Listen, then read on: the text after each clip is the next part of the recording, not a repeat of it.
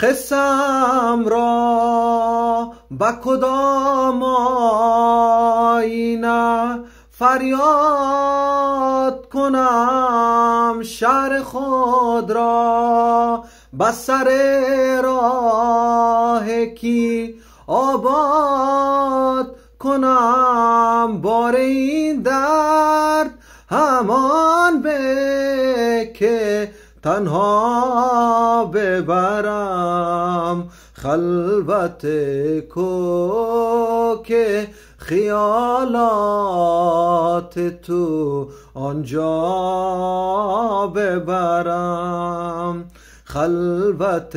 کوک خیالات تو آنجا ببرم دیده بر بندم و دل را به تماشا ببرم.